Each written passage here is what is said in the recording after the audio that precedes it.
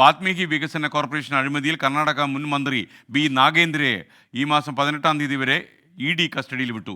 13 മണിക്കൂർ നീണ്ട ചോദ്യം ചെയ്യലിനൊടുവിലാണ് ഇന്നലെ രാത്രി നാഗേന്ദ്രയെ ED അറസ്റ്റ് ചെയ്തത്.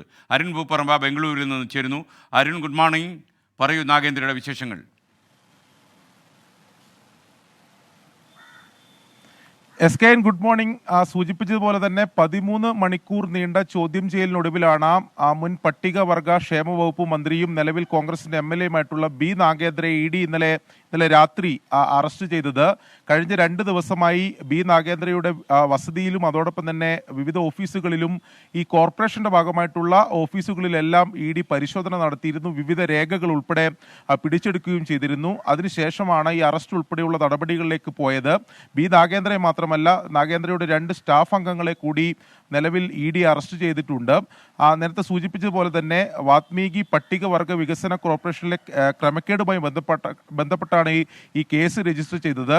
187 കോടി രൂപയുടെ അഴിമതി നടന്നു എന്നതാണ് ഇതിലെ കണ്ടെത്തൽ. അതായത് ഈ കോർപ്പറേഷന്റെ ഭാഗമായിട്ടുള്ള ഫണ്ട് വിവിധ സ്വകാര്യ അക്കൗണ്ടുകളിലേക്ക് വകമാറ്റി തിരിമറി ചെയ്തു എന്നതാണ് നേരത്തെ പ്രത്യേക അന്വേഷണ സംഘവും ഇപ്പോൾ EDയും കണ്ടെത്തിയിട്ടുള്ളത്. ഇതിലെ ഈ കോർപ്പറേഷന്റെ ഭാഗമായിട്ടുള്ള ഉദ്യോഗസ്ഥന്റെ ആത്മഹത്യയോടെയാണ് ഇതിന്റെ കൂടുതൽ വിവരങ്ങൾ പുറത്തു വന്നത്. അദ്ദേഹത്തിന്റെ ആത്മഹത്യാ കുറിപ്പിൽ ഈ മന്ത്രിയുടെ ഉൾപ്പെടെ പേര് പരാമർശിച്ചത് ഉന്നത ബന്ധം ഇതിലുണ്ട്, അവരുടെ സമ്മർദ്ദത്തെ തുടർന്നാണ് ഈ ഫണ്ട് വകമാറ്റിയതെന്നുൾപ്പെടെയുള്ള പരാമർശങ്ങൾ ഉണ്ടായിരുന്നു.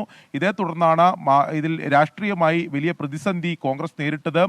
മന്ത്രി രാജിവെക്കുന്ന ഉൾപ്പെടെയുള്ള കാര്യങ്ങളിലേക്ക് പിന്നീടാണ് പോയത്. ഇപ്പോഴും BJP ഇതിൽ രാഷ്ട്രീയമായി ചില ആരോപണങ്ങൾ കൂടി ഉന്നയിക്കുന്നുണ്ട്. ഇത് ബി നാഗേന്ദ്രയുടെ മാത്രം തീരുമാനമല്ല, കോൺഗ്രസിന്റെ ഉന്നത നേതൃത്വം ഇതിൽ ഇടപെട്ടിട്ടുണ്ട്. കഴിഞ്ഞ തെലങ്കാന, കർണാടക നിയമസഭാ തെരഞ്ഞെടുപ്പുകൾക്കായിട്ടാണ് ഈ ഫണ്ട് തിരിമറി നടത്തി അത് ഉപയോഗിച്ചു എന്നുൾപ്പെടെയുള്ള ഗുരുതര ആരോപണങ്ങൾ, രാഷ്ട്രീയ ആരോപണങ്ങൾ BJP ഉയർത്തുന്നുണ്ട്. എന്തായാലും അത്തരം വിശാലമായിട്ടുള്ള അന്വേഷണത്തിലേക്ക് ED ഇനി കടക്കുമോ എന്നതാണ് നമ്മൾ അറിയേണ്ടത്. എന്തായാലും കോൺഗ്രസിനെ സംബന്ധിച്ച് വലിയ രാഷ്ട്രീയ പ്രതിസന്ധിയാണ് നിലവിൽ ഈ കേസോടെ കർണാടകയിൽ ഉണ്ടായിട്ടുള്ളത്. അരുൺ പൂപ്പറമ്പ.